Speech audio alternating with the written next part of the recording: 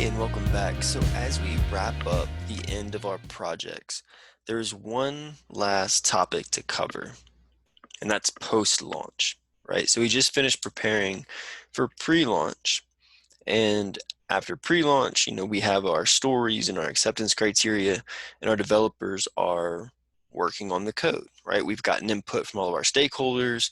We validated desirability, feasibility, and usability. And now our developers are done. We've planned our release. All of our various departments and functions are ready to support the release, from sales to marketing to customer success and so on. And now we have launched the feature. Okay. So now that the feature's out, what do we do? And we kind of go back to some of the things that we've prepared for. We actually execute on some of the things that we've already prepared for. Okay. So here's some of the things that we need to ask ourselves. First and foremost, was this launch a success or a failure? Well, that depends. In your setup, right, in your pre-launch planning and in your goals, your objectives, right, you set KPIs, right? So what are the key performance indicators, right? If our goal is revenue by the end of a year, right, from the time that we launch to a year later, we expect 10% growth. Well, what incremental goals have we set to make sure that we're tracking towards that?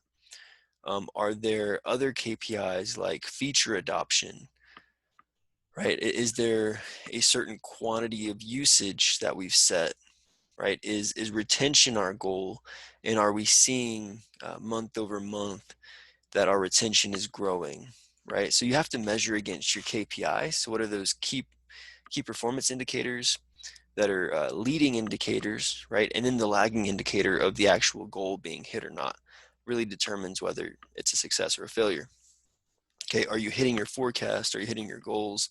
Are you tracking towards your forecast month over month?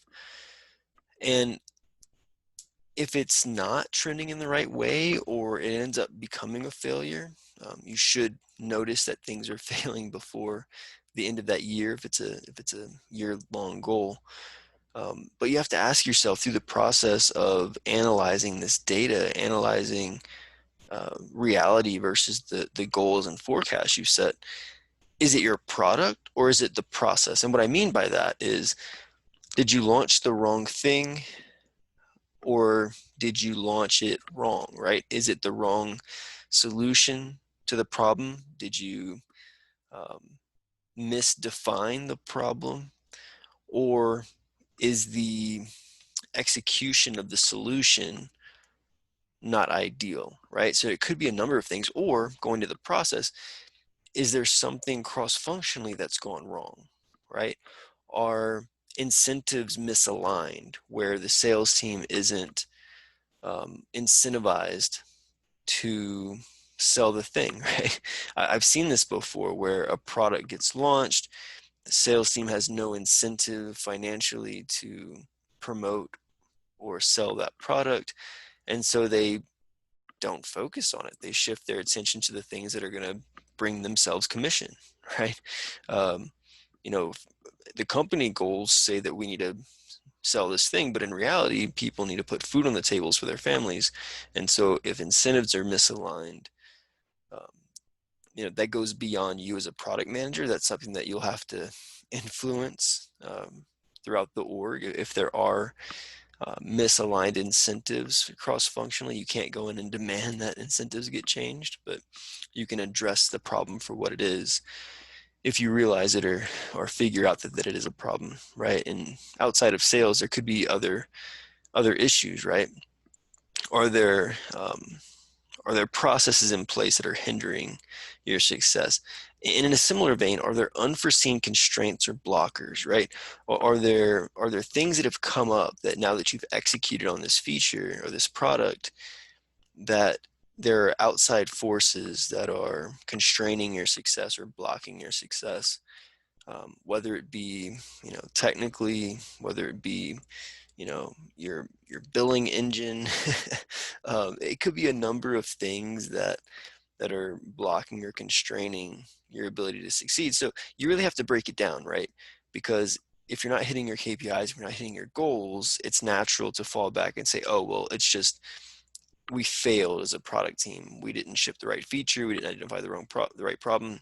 And it could be that, but I would encourage you to dig deeper and really do like a root cause analysis and see where the actual problems are coming from.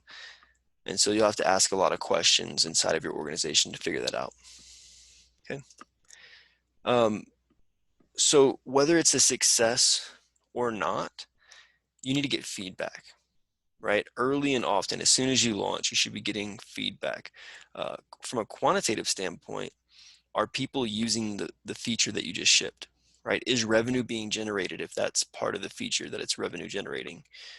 If your goal was retention, is it creating retention, right? So like those quantitative measures are things that you need to be tracking after you've released, so that way you can share your success with the organization or remobilize the organization to figure out why things are going awry or why things are not going the way that you projected them to.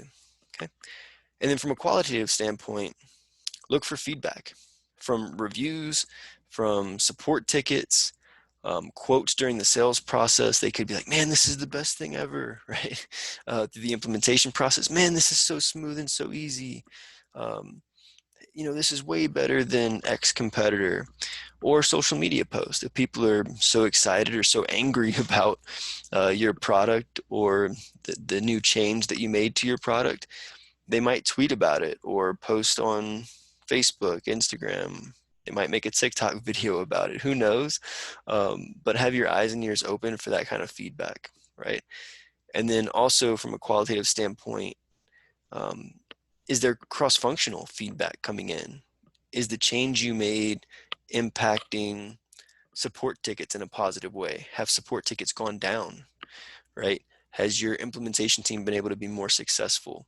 Is customer success having an easier time in their role, right? Is there any feedback coming that has like secondhand impacts or effects to the rest of your organization, and how is it impacting them? If you have partners that you're working with, what feedback are they giving if it impacts them? Are resellers having better experiences? Are affiliates selling more of your products? So any kind of partnership or cross-functional relationships that you have where there's impact to these groups, these entities, look for feedback from them as well and solicit feedback from them. And then lastly, prepare to iterate, right? Whether it's a success or failure. And a success, you can always optimize upon your success, right? It is very rare that you'll ever get it perfect on the first release. There will usually always be feedback of how you can make it better, how you can build on it, or that you need to scrap it all together and start over again. But be prepared to iterate, whether it's a good initial result or a bad initial result. And so to do that, rinse and repeat the process, right? So we started with qualitative and quantitative feedback, looking at current usage metrics, surveys. We looked at qualitative feedback from user interviews, and then we went through the validation steps, right? So in that iteration, you have to rinse and repeat again. Take the feedback, quantitative and qualitative, right? Are they adopting it? Do they love it? Take that feedback, take the data that you have, and when you iterate, go through that same validation process, right?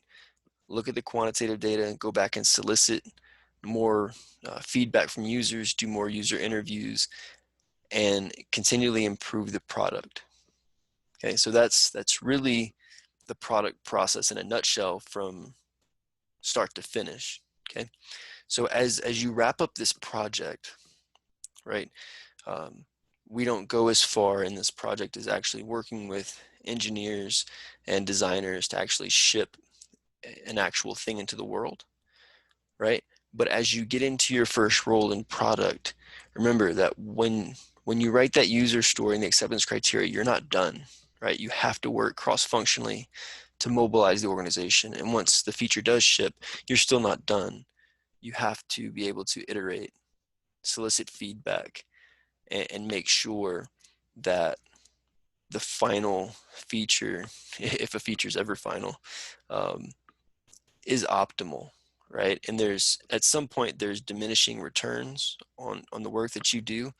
So even though you ship a feature, you may eventually move on from that feature to something else that has more impact and value to the organization, or building something new from scratch that doesn't exist in your product. So either way, it's important to always be talking to users, uncovering their problems, their jobs to be done in the context of their problems, right?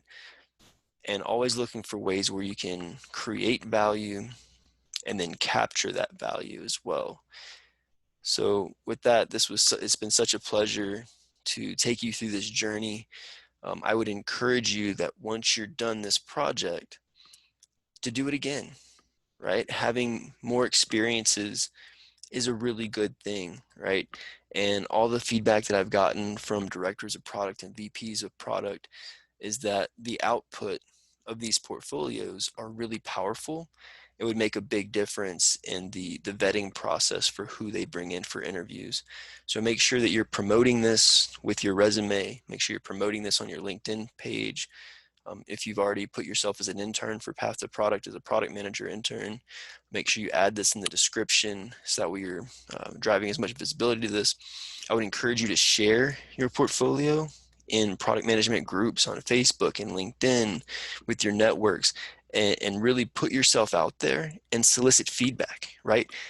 Think of your portfolio as a product in and of itself, and you need to go solicit feedback from real users, hiring managers, and other PMs, and then iterate on it. Use that feedback to make yourself better in your next project that you do.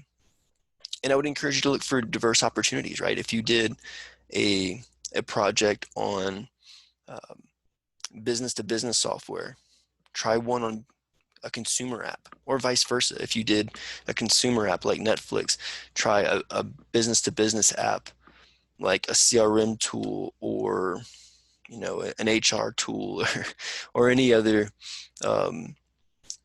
B2B product that you can get your hands on. So with that, again, it was such a pleasure. I would love it if you would email me with your portfolio. I'd love to give it a personal review and make that personal connection with you if we haven't already.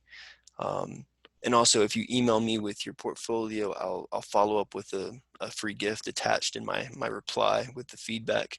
So please do that. I'd love to see what you built, and help you along in your product career journey as much as I can. So thank you for joining us on Path to Product. I can't wait to see this portfolio piece that you've built and future ones that you've built. But stay tuned. We're just like the product that I've encouraged you for. This product, we will continue to create value for you, and we won't continue to, capture more value. What you're paying every month is what we will continue to charge. Only I make that promise now, but we will continue to create more value, create more ways to shine light on what you've done and the experience that you've gotten, and why you should be the next product manager at the company who's going to hire you. So with that, I'll see you along your journey, and I can't wait to see your portfolio. Take care.